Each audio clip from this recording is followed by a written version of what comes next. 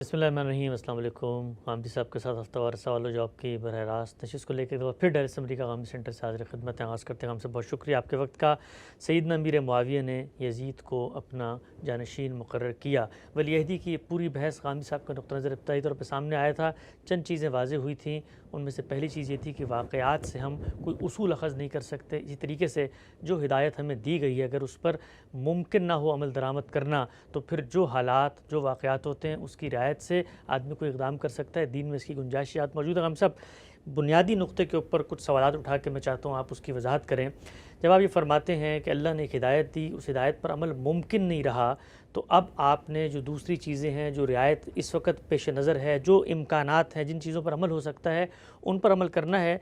दीन में बाकी जगहों पर जहाँ पर ये उसूल अल्लाह ताला ने दिया है, नमाज अगर मिसाल के तौर पर खड़े होकर नहीं पढ़ सकते तो मुतबादिल ख़ुद अल्लाह ने तजवीज़ कर दिया, रोज़ा नहीं रख सकते तो फ़िदिया तजवीज़ कर दिया, हर जगह पर एक मुतबादिल है।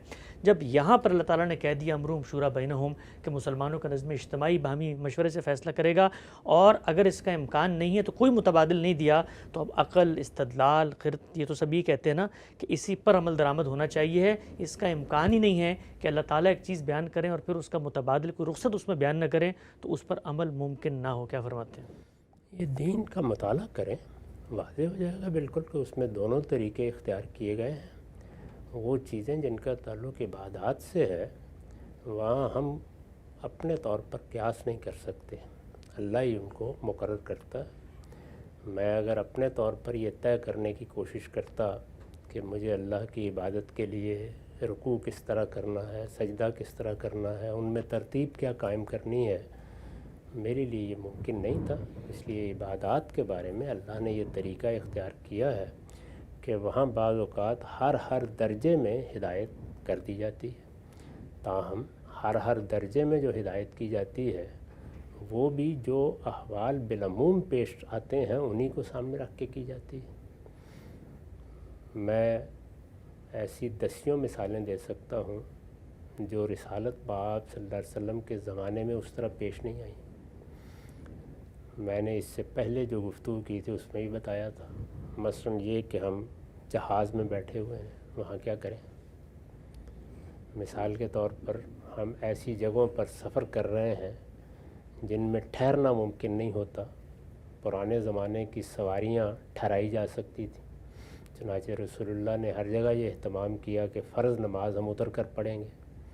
अब ये भी मुमकिन नहीं होता।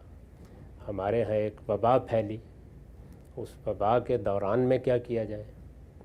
क्या रसूलुल्लाह के ज़माने में कभी वो सूरत पैदा हुई जो हमें पेश आई, और फिर उस बाद हमने देखा कि हरम में हमने क्या इक़दामात किए, मस्जिदों में क्या इक़दामात किए।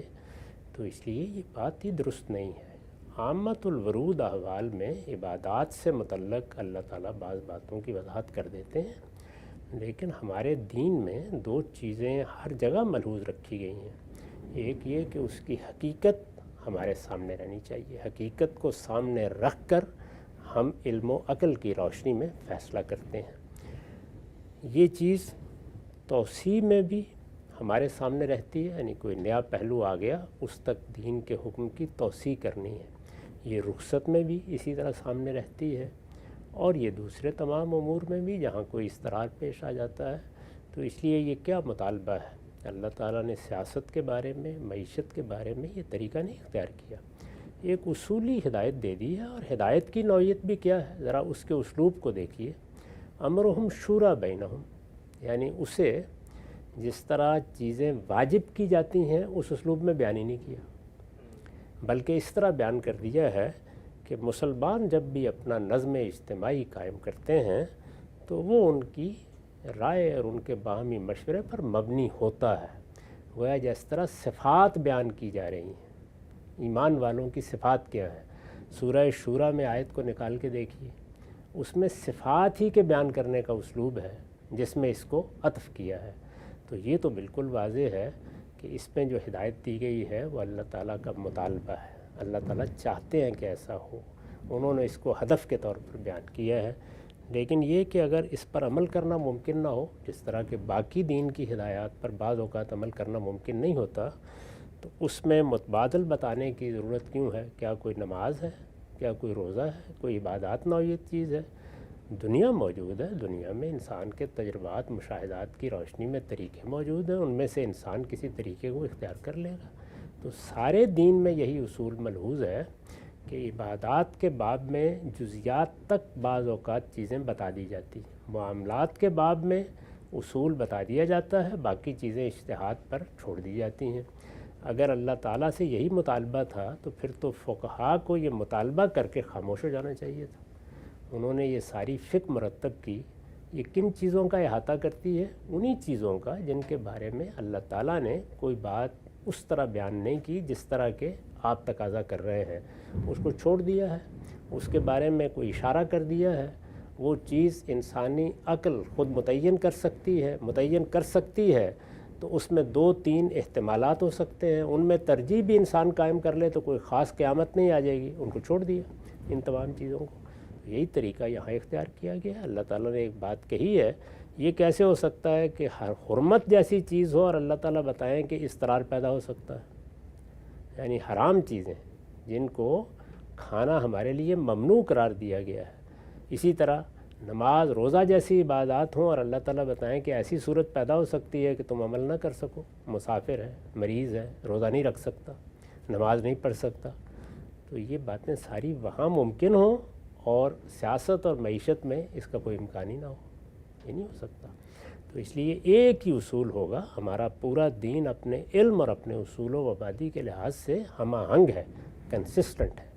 ہر جگہ دین میں وہ دونوں چیزیں ملحوظ ہیں۔ جو حکم بھی دیا گیا ہے، الفاظ میں جو بات کہی گئی ہے اس سے اصلاً اس کی حقیقت مقصود ہے، اور حقیقت جب ہمارے فہم میں آ جاتی ہے تو عقلی تقاضے پیدا کرتی ہے۔ عقلی تقاضے لازماً ملحوظ ہوں گے، انہیں ہر دور میں پورا کیا جائے گا۔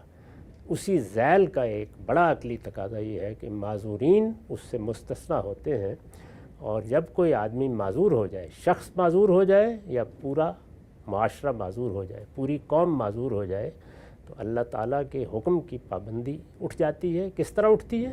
جس کو قرآن بیان کرتا ہے فلا اسم علیہ، اب کوئی گناہ نہیں ہے اگر اس کی خلاف ورزی ہوگی۔ راستہ کیا اختیار کرنا ہے؟ اگر علم و عقل خود متعین کر سکتے ہیں تو بیان کرنے کی ضرورت نہیں ہے، نہیں متعین کر سکتے تو اللہ تعالیٰ بتا دیتے ہیں۔ پیغمبر صاحب جو اصول آپ نے بیان کیا، خود اللہ تعالیٰ کے جو افعال ہیں، اللہ تعالیٰ کا جو قوموں کے ساتھ معاملہ، اس کی ایک مثال ذہن میں آ رہی ہے، آپ تصدیق فرمائیے گا اگر یہ ٹھیک ہے۔ اگر اللہ تعالیٰ یہ چاہتے ہیں کہ مسلمان باہمی مشورے سے اپنے نظم اجتماعی کا فیصلہ کریں تو یقیناً یہ بات وہ پہلے جو قومیں ہیں ان سے بھی چاہتے ہوں گے۔ بنی اسرائیل کے بارے میں آتا ہے کہ انہوں نے مطالبہ کیا اللہ سے کہ جی ہم پہ آپ ایک بادشاہ جو ہے وہ مقرر فرما دیں، تو اصول تو اللہ کا اس وقت بھی یہی ہوگا، لیکن زمین پہ چونکہ حالات سازگار نہیں تھے، موافق نہیں تھے، لوگ اس اصول پر عمل درآمد نہیں کر سکتے، بادشاہت ہی چاہتے ہیں، تو اللہ تعالیٰ نے اپنے اصول کے برخلاف ایک بادشاہ تعلق مقرر کر دیا۔ وہاں تو صورتحال اس سے بھی زیادہ آگے کی ہے، یعنی یہاں تو ہمیں ایک دنیوی معاملات سے متعلق ہدایت کی گئی ہے، امرہم شورا بینہم، کہ تمہیں اپنا نظم اجتماعی ہر حال میں مشورے پر قائم کرنا ہے، لوگوں کی رائے پر قائم کرنا ہے۔ یہ بڑی بلیغ ہدایت ہے۔ میں نے عرض کیا تھا کہ جو لوگ اس کے مضمرات کو سمجھنا چاہتے ہیں وہ مولانا سید ابوالعلا صاحب مودودی کی تفہیم القرآن میں اس کی شرح پڑھیں۔ ایک ایک چیز کا حق ادا کر کے انہوں نے بتایا ہے کہ یہ ہدایت کن کن امور کا احاطہ کر رہی ہے۔ تاہم یہ تو ہمارے دنیوی معاملات سے متعلق خود ہمارے لیے ایک قاعدہ بتایا گیا ہے۔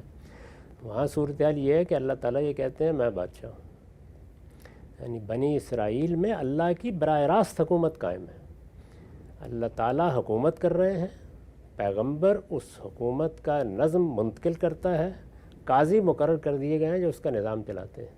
وہاں بنی اسرائیل نے یہ کہا ہے کہ اللہ کی حکومت میں ہم ایک بادشاہ چاہتے ہیں جیسے کہ دنیا میں بادشاہ ہوا کرتے ہیں۔ جی اچھا، ذرا تورات میں پڑھیے اللہ تعالیٰ نے کیا اس کے اوپر تبصرہ کیا ہے کہ میں تمہارا بادشاہ ہوں، کون سا بادشاہ تلاش کر رہے ہو؟ انہوں نے کہا ایسے ہی جیسے کہ ہم اپنے گرد و پیش کی سلطنتوں میں دیکھتے ہیں۔ تو اللہ تعالیٰ نے وہاں تبصرہ کیا ہے کہ اس طرح کے بادشاہ پھر کیا کیا کرتے ہیں، ملوکیت کیسا استبداد پیدا کرتی ہے، لوگوں کو کیسے ذلیل کیا جاتا ہے، کس طریقے سے درباروں میں ان سے خدمت لی جاتی ہے، تصویر کھینچی ہے اس کی۔ اس لیے باز آ جاؤ، جب نہیں آئے تو پھر اللہ تعالیٰ نے بادشاہ مقرر کر دیا۔ تو اس سے یہ تعلیم دی کہ انسانوں میں سیاسی اور سماجی معاملات ان کے شعور کی سطح اور جو حالات ہوں ان کو ملحوظ رکھ کے کیے جا سکتے ہیں۔ اس میں بہت بڑی چیز ہے، یعنی اس سے بڑی چیز کیا ہو سکتی ہے؟ یہ ہم جس آدمی کو مقرر کریں گے امرہم شورا بینہم پر، وہ تو ہمارا انتخاب ہوگا، وہاں تو اللہ تعالیٰ براہ راست بادشاہی کر رہے تھے۔ اس کے باوجود لوگوں کے حالات کا لحاظ کر کے طالوت کو بادشاہ مقرر کر دیا، اور پھر دلیل دی کہ میں نے اس شخص کو مقرر کیا ہے جو ہو سکتا ہے تمہارے ہاں بڑے قبیلے میں نہ ہو، اس کے پیچھے کوئی بڑی عصبیت نہ ہو، یہ ہو سکتا ہے اس کے پاس بہت مال و دولت بھی نہ ہو، لیکن اس کو جسم میں اور علم میں نے بڑی وسعت دی ہے۔ اس زمانے میں لیڈرشپ کے لیے یہ دو چیزیں بڑی اہم تھیں، تو اللہ نے ان کا تقرر کر دیا۔ پھر ان کے تقرر کے بعد جو کچھ ان کو پیش آیا وہ بھی ذرا پڑھ لیجئے، بائبل میں اندازہ ہو جاتا ہے۔ تو اس لیے سیاسی معاملات میں یہ کوئی طریقہ ہی نہیں ہے جو ہمارے مذہبی لوگ اختیار کرتے ہیں کہ بس ایک چیز پتھر کی لکیر ہو گئی۔ دین کے سارے احکام میں استرار اور معذوری یہ مستثنیٰ ہے۔ جب پیش آئے گی یہ بات زیر بحث آ سکتی ہے کہ مجھے یہ استرار کیا فی الواقع لاحق ہے، یہ روز پیش آتی ہے۔ اس وقت مجھے یہ بتائیے کہ دین کا وہ حکم جو قرض پر منفعت کے بارے میں دیا گیا ہے اور کہا گیا ہے کہ یہ سود ہے، اور یہ کہا گیا ہے کہ اللہ نے اس کو حرام کر دیا ہے، اور یہ کہا گیا ہے کہ یہ وہ چیز ہے کہ اگر لوگ باز نہ آئے تو اللہ اور رسول ان کے خلاف کارروائی کریں گے۔ اس وقت پوری دنیا میں اور عالم اسلام میں بھی اللہ کا یہ حکم بھی ہر ایک کے علم میں ہے، اور سود پر مبنی نظم معیشت بھی موجود ہے۔ اس کا بھی متبادل ذرا پوچھ کے بتائیے، کہاں بتایا اللہ تعالیٰ نے؟ یہ بھی آپ ہی پر چھوڑا ہے کہ اگر کسی وقت عمل کرنا ممکن نہ ہو تو پھر کیا کریں، اور وہی کیا کریں ہیں جس پر آپ غیر سودی بینکاری کے نظام بنا رہے ہیں بیٹھے ہوئے۔ صحیح بنا رہے ہیں یا غلط وہ ایک الگ چیز ہے، لیکن صورتحال کیا پیش ہے؟ یہی کہ دنیا کے معاملات کو، یعنی معیشت ہے نا، اس کو چلانے کے لیے بعض ناگزیر ضرورتیں ہیں، چلتی نہیں اس کے بغیر۔ تو اب کیا کیا جائے؟ کیا کیا جائے؟ تو پھر آپ نے ہیلا گری پر مبنی ایک پورا نظام بنایا ہے۔ اس سے شدید اختلاف کے باوجود اگر غور کر کے دیکھیے تو صورتحال تو وہی ہے۔ بالکل صورتحال بالکل ہوئی ہے۔ ہمارے یہاں اسلامی بینکنگ کے اوپر جو لوگ تنقید کرتے ہیں علماء ہی میں سے، ان کی کتابوں کے آخر میں بھی انہی کنونشنل بینکس کا اکاؤنٹ نمبر دیا ہوتا ہے کہ اس طرح کی تحقیق میں معاونت کے لیے ان اکاؤنٹ میں پیسے ڈال دیجئے۔ کہ ہم سب آگے بڑھاتے ہیں سلسلہ گفتگو کو۔ ایک سوال لوگ پوچھتے ہیں کہ اللہ کے پیغمبر تو واقف تھے اس طرح کی چیزوں سے، اور شرح و وضاحت بھی کر رہے ہیں، تفہیم و تبیین بھی کر رہے ہیں، معاملات کو کھول کے بتا بھی رہے ہیں، جو امکانات ہیں آپ نے بہت ساری پیشن گوئیاں بھی کی ہیں۔ آپ کچھ بتائے تھے کہ بھائی میرے بات ہو سکتا ہے اس طرح کی صورتحال پیش آئے، اللہ کی ہدایت پہ عمل نہ ہو سکے، تو یہ متبادل ہے جو میں تجویز کر رہا ہوں۔ کیوں متبادل تجویز کرتے ہیں؟ یعنی یہ تقاضا ہی کیوں کیا جاتا ہے؟ انسان کو کوئی اندھا اور بہرا پیدا کیا گیا ہے؟ یعنی آپ کو پورا اعتماد ہے کہ میری امت کے علماء موجود ہیں، رہنما موجود ہیں، زعماء موجود ہیں، عقل دی گئی ہے، علم دیا گیا ہے، کریں گے فیصلے۔ یعنی انسان اپنے آپ کو لولا لنگڑا کیوں بنا کے کھڑا ہو جاتا ہے؟ جتنی ہدایت ضروری ہے دے دی گئی ہے، جتنی ہدایت پر انسان خود فیصلے کر سکتا ہے اس کو کبھی نہیں کیا گیا۔ نقطہ آپ نے واضح کیا۔ ہم سب مولانا ابو العلا صاحب مودودی کا آپ نے اس نشست میں بھی ذکر کیا، گزشتہ نشست میں بھی کہ امرہم شورا بینہم کی جو قرآن مجید کی ہدایت ہے اس کے مضمرات کو کیسے کھولا ہے۔ ہم سب آپ فرماتے ہیں عہد حاضر کے ایک بہت عظیم مفکر، انہی کی آغوز فکر میں آپ نے شعور کی آنکھ کھولی ہے۔ انہی کا ایک اقتباس پڑھ کے بحث کو میں آگے بڑھاتا ہوں۔ وہ کہتے ہیں یزید کی ولی عہدی کا معاملہ تھوڑا سا طویل ہے، لیکن میں 1-2 منٹ میں کوشش کرتا ہوں کہ ان کا نقطہ سامنے آ جائے۔ وہ فرماتے ہیں کہ سب سے زیادہ حیرت مجھے اس استدلال پر ہے جس سے یزید کی ولی عہدی کو جائز ثابت کرنے کی کوشش کی جاتی ہے۔ معترض حضرات یہ تو مانتے ہیں کہ اس کارروائی سے برے نتائج برآمد ہوئے، مگر وہ یہ کہتے ہیں کہ حضرت امیر معاویہ اگر یزید کو جانشین نامزد کر کے اپنی زندگی ہی میں اس کے لیے بیعت نہ لیتے تو ان کے بعد مسلمانوں میں خانہ جنگی ہوتی، کیسر روم چڑھا آتا، اسلامی ریاست کا خاتمہ ہو جاتا۔ اس لیے ان بدترین نتائج کی بنسبت وہ نتائج کم تر ہی برے ہیں جو یزید کو ولی عہد بنانے کے بعد رونما ہوئے۔ میں پوچھتا ہوں کہ اگر فی الواقع حضرت معاویہ کا خیال یہ تھا کہ ان کے بعد کہیں جانشینی کے لیے امت میں خانہ جنگی برپا نہ ہو، اور اس بنا پر وہ ضرورت محسوس فرماتے تھے کہ اپنی زندگی میں اس کا فیصلہ کر کے اپنے ولی عہد کے لیے بیعت لے لیں، تو کیا تابعین کو جمع کر کے اور صحابہ اور اکابرین کو جمع کر کے ان سے یہ کہتے کہ میری جانشینی کے لیے ایک موضوع آدمی کو میری زندگی میں منتخب کر لو، جس کو وہ لوگ منتخب کرتے اس کے حق میں سب بیعت کر لیتے۔ اس طریقہ کار میں آخر کیا امر مانے تھا، اور حضرت معاویہ یہ راہ اختیار کرتے تو کیا آپ سمجھتے ہیں کہ خانہ جنگی پھر بھی برپا ہوتی، کیسر و روم پھر بھی چڑھاتا اور اسلامی ریاست کا خاتمہ ہو جاتا؟ ہم سب اصول سے ذرا اطلاق کی طرف بڑھتے ہیں۔ مولانا مودودی کا آپ نے حوالہ دیا امرهم شورى بینہم میں۔ مولانا مودودی خود یہ فرماتے ہیں کہ یہ جو پورا اصول آپ دین کا بیان کرتے ہیں کہ عمل ممکن نہیں تھا، آگے اندیشہ تھا، اس پر عمل کرتے اللہ کی ہدایت پہ تو خانہ جنگی ہو جاتی، عمل بالکل ممکن تھا، سارے لوگوں کو بٹھاتے، اپنے بیٹے کو پیچھے کرتے، صحابہ سے کہتے جو تم میں زیادہ تقوی رکھنے والا ہے، ورع رکھنے والا ہے، سب پہ بیعت لے کے فیصلہ کر دیتے۔ یہ باتیں مولانا نے فرمائی ہیں اور بھی بہت سے لوگ کرتے ہیں۔ اس کے پیچھے ایک بڑا مغالطہ کار فرما ہوتا ہے، اور وہ یہ کہ جو لوگ علم و تقوی میں ممتاز ہیں وہ سیاسی لحاظ سے بھی لوگوں کے لیے قابل قبول ہو جایا کرتے ہیں۔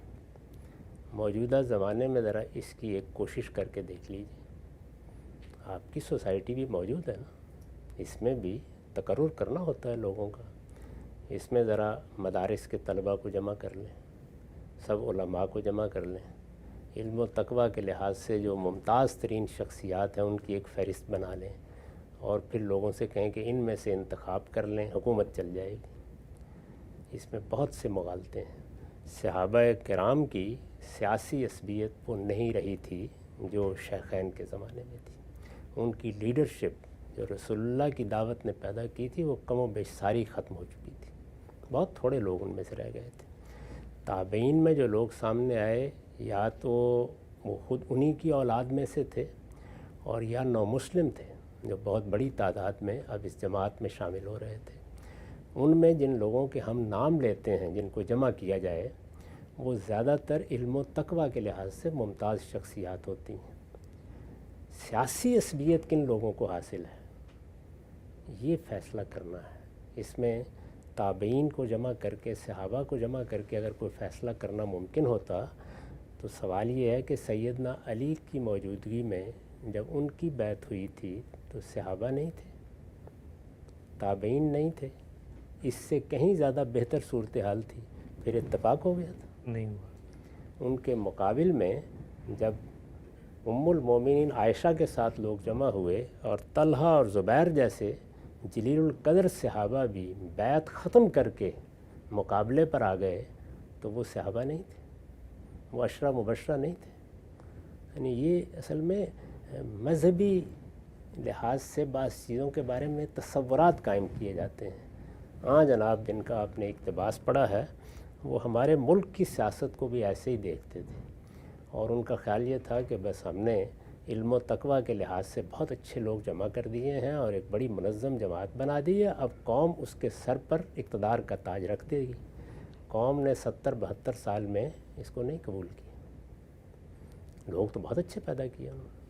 مجھے یاد ہے کہ سن 51 میں جب انتخابات ہو رہے تھے تو وہ فرمایا کرتے تھے کہ میں نے قرآن کے سب سے بڑے عالم کو اور حدیث کے سب سے بڑے عالم کو پیش کر دیا۔ 71 میں، 51 میں، اچھا، اس وقت جب پہلے انتخابات ہوئے، اور ان سے مراد کون لوگ تھے؟ یعنی استاذ امام امین احسن اصلاحی جیسی شخصیت، مولانا اسماعیل جیسی شخصیت، اہل حدیث کے بڑے علماء میں سے تھے۔ باور کیجئے ضمانتیں ضبط ہو گئیں۔ کسی بڑے آدمی کا علم کے لحاظ سے بڑا ہونا، تقوی کے لحاظ سے بڑا ہونا، یہ کفایت نہیں کرتا۔ سیاست میں وہ خود بھی اگر کہیں اچھرا سے انتخاب لڑتے تو شیخ رشید کے مقابلے میں اسی طرح شکست کھا جاتے جس طرح میاں طفیل محمد صاحب سن 71 میں شکست کھا گئے تھے۔ یہ بات ایسے ہے ہی نہیں ہے۔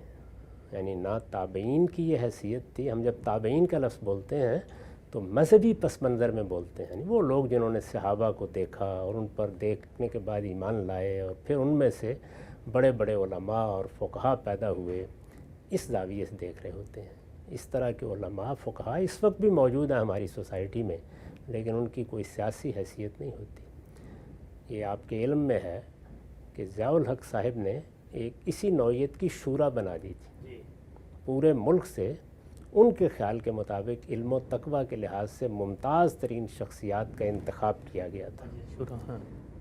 پھر وہ شورا ہمارے نظم کا حصہ بن گئی، اس کو مسلمانوں کے ایک بڑے ملک میں قبولیت حاصل ہو گئی، اس کی بنیاد پر پوری قوم تیار ہو گئی کہ یہ تو بہت ہی اچھے لوگ جمع کر دیے گئے ہیں، ہم نے کیا کرنا ہے انتخابات کرا کے۔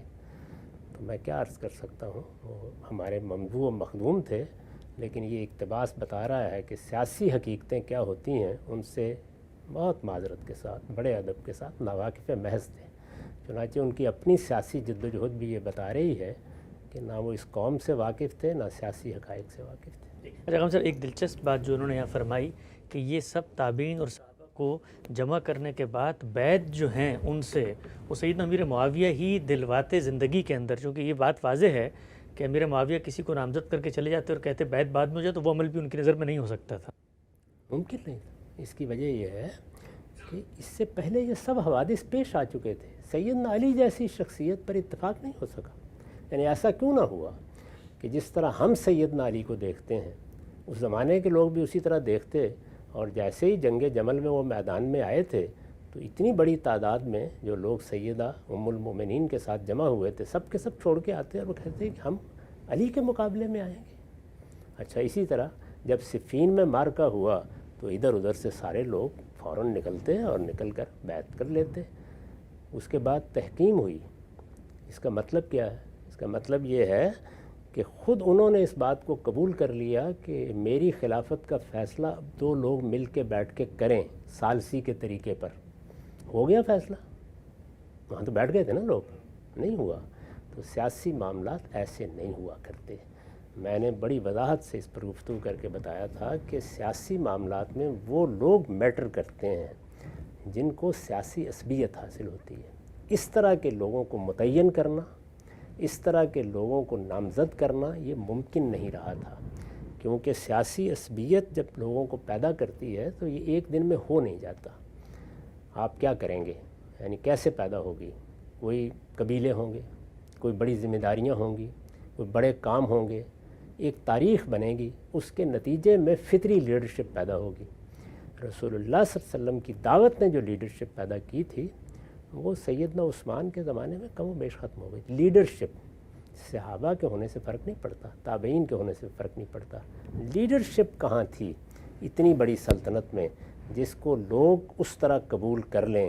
تو جو چیز سیدنا علی کے زمانے میں قبول نہیں ہو سکی، عبداللہ بن زبیر جیسی شخصیت کو یہ اعتماد حاصل نہیں ہو سکا کہ باقی سارے کے سارے لوگ آ جاتے اور کہتے کہ حجاز میں ان کی حکومت قائم ہو گئی ہے، خلافت راشدہ کا احیاء ہو گیا ہے، اب ہم کسی اور کی طرف کیوں دیکھیں؟ ایسا نہیں ہوا۔ جب تلواریں کھنچ جاتی ہیں اور استبداد کے ذریعے سے فیصلے ہونے شروع ہو جاتے ہیں جیسے کہ ہو گئے، اس کے بعد پھر کوئی نظم بنانا اتنا آسان کام نہیں کہ 10 لوگوں کو آپ جمع کریں تو اس کے نتیجے میں یہ ہو جائے گا وہ ہو جائے گا۔ ضیاء الحق صاحب نے میرے سامنے 10 نوعیت کے تجربات کیے علماء کے کہنے پر، سب کے سب ناکام ہو گئے، اور آخر میں وہی سیاست، وہی سیاسی جماعتیں، اور آخر میں وہی جنیجو صاحب، اور پھر ان کی بنائی ہوئی اسمبلی میں جو غیر جماعتی طور پر منتخب کرائی گئی وہی سب کچھ وجود میں آ گیا جس کو ختم کرنے کے لیے وہ نکلے تھے۔ تو میری بڑی مؤدبانہ گزارش ہے کہ سیاسی معاملات کو سیاسی طریقے سے اب مذہبی لوگوں کو سمجھنا سیکھنا چاہیے۔ تو نقطہ واضح ہوا۔ یزید کی ولی عہدی کی بحث سلسلہ گفتگو جاری ہے، انشاءاللہ دوبارہ حاضر خدمت ہوں گے، اب تک آپ کا بہت شکریہ۔